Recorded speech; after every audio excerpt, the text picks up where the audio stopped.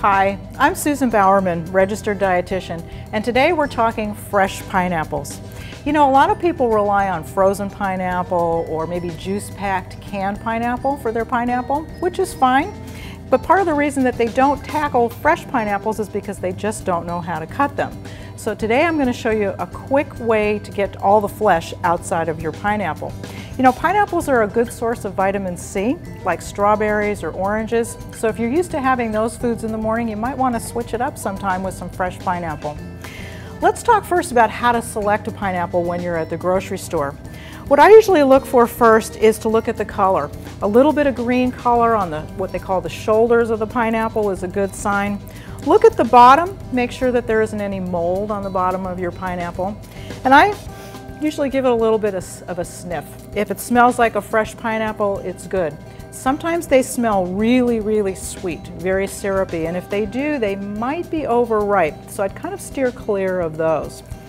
Once you buy your pineapple and you're ready to take it home, you're going to store it in the refrigerator with the crown on it. You don't want to take the crown off until you're ready to cut.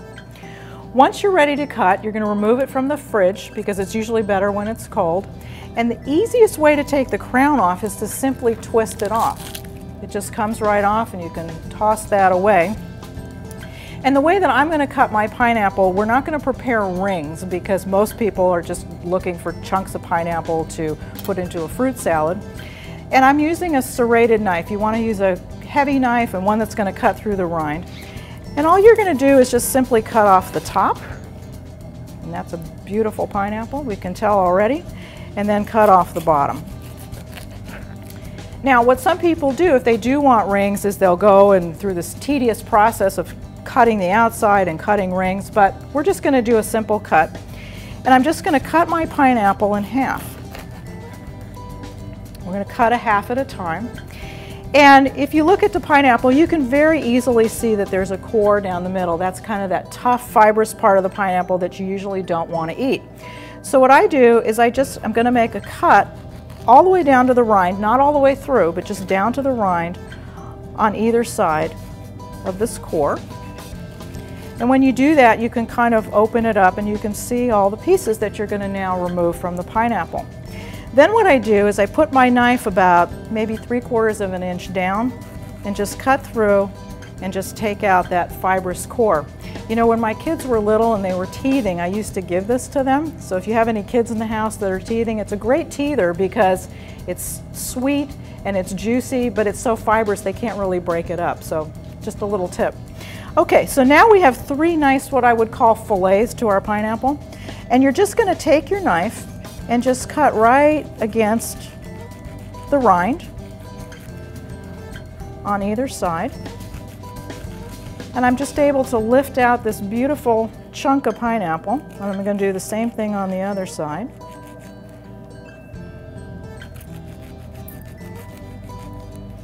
There's my second fillet. And then finally that tenderloin we've got in the middle. Put that aside.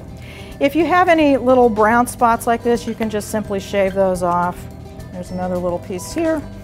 And now, depending on how you want to use it, if you're just going to make fruit salad, you can very easily just cube it up like that.